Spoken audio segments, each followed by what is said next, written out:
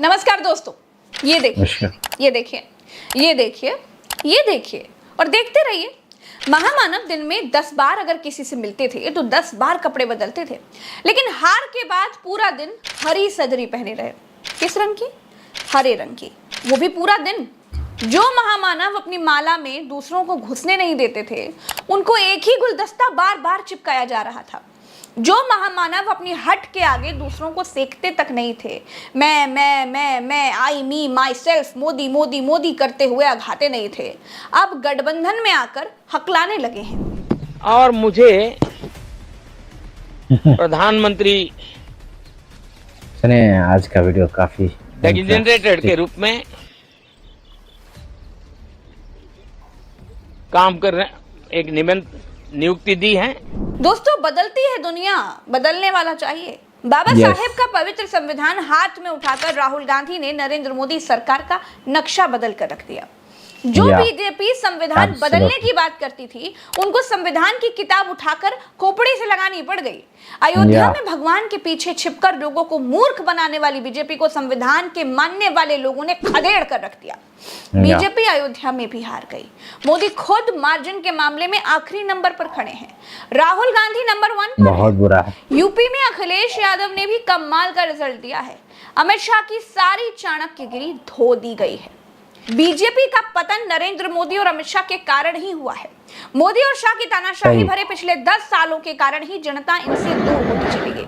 और ये वो है कि उत्तर प्रदेश बिहार में गाय की पूजा करेंगे और नॉर्थ ईस्ट में कहेंगे कि बीफ खाना कोई बुरी बात नहीं है, खाओ खाओ। ये दोहरे चरित्र वाले लोग हैं।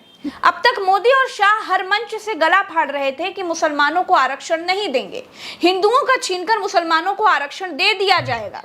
लेकिन अब क्या हुआ? जिस टीडीपी के आगे पीछे नरेंद्र मोदी जी मधुमक्खी की तरह मंडरा रहे हैं, वो टीडीपी मुसलमानों को आरक्षण देने की बात कर रही है।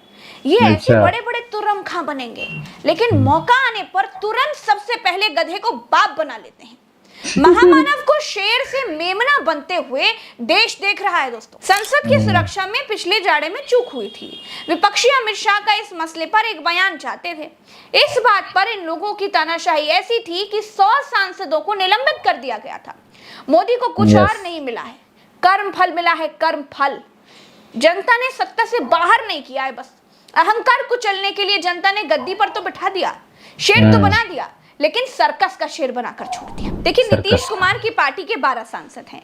अभी मोदी का शपथ ग्रहण हुआ नहीं है, उससे पहले ही जेडीयू के नेता केसी त्यागी ने कह दिया है कि इंडिया गठबंधन की तरफ से नीतीश कुमार को प्रधानमंत्री बनने का ऑफर आया था।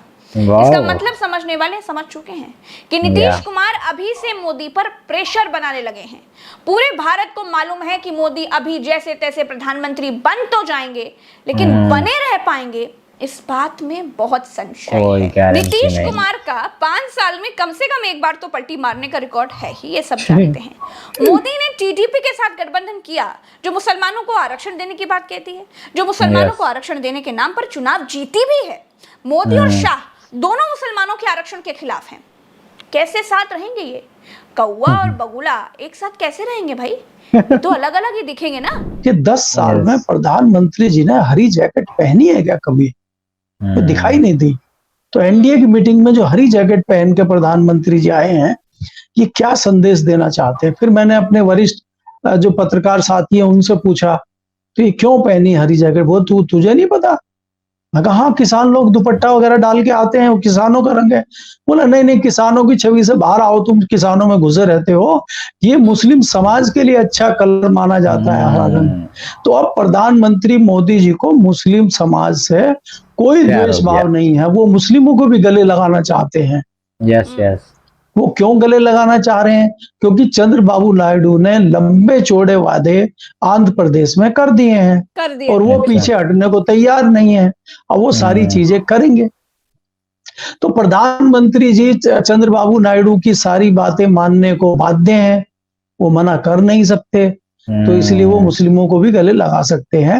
और ये भी हो सकता है कि उनके अगले भाषण में आप जो है मुस्लिमों के पक्ष में कुछ लंबी चौड़ी स्पीच सुन लें। तीसरी बात दोस्तों ये है कि मैं प्रज्ञा मिश्रा पर्सनली ये चाहती हूँ कि देश में एक मजबूत सरकार चले, हर 3 महीने में लड़खड़ाने ना लगे। देश की सही बात। प्रगति के लिए मजबूत सरकार होनी बहुत जरूरी है। बिल्कुल मोदी और सही। शाह ने अपने पैरों पर खुद कुल्हाड़ी मारी है। मैं पिछले 5 सालों से बता रही हूँ कि मोदी और शाह हिंदू मुसलमान करके अच्छा नहीं कर रहे हैं। मैं अच्छा पिछले नहीं कर 5 रहे। सालों से कह रही हूँ कि धर्म के नाम पर भड़काना ठीक नहीं है। मैं पिछले 5 सही। साल से कह रही हूँ कि जुलूस निकालिए, लेकिन मस्जिदों पर चढ़कर झंडे लगाना ठीक नहीं है। मैं पिछले 5 साल से ये बात कह रही हूँ कि तुम्हारी औकात राम को लाने की नहीं है। मैं पिछले 5 साल से ये कह रही हूँ कि भैया नौकरी रोजगार पर बात करो। मैं पिछले 5 साल से कह रही हूँ कि चीन को क्लीन चिट देना बंद करो। लेकिन इतने सालों में मोदी को लगता रहा कि प्रज्ञा मिश्रा तो सरकार विरोधी पत्रकार है।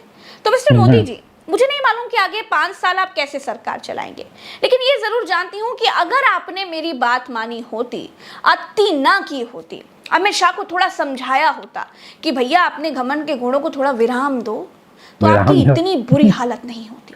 मोदी जी सही शुक्र यार। मनाइए कि मायावती जी उत्तर प्रदेश में हैं, वरना आप गुजरात प्रस्थान कर जाते।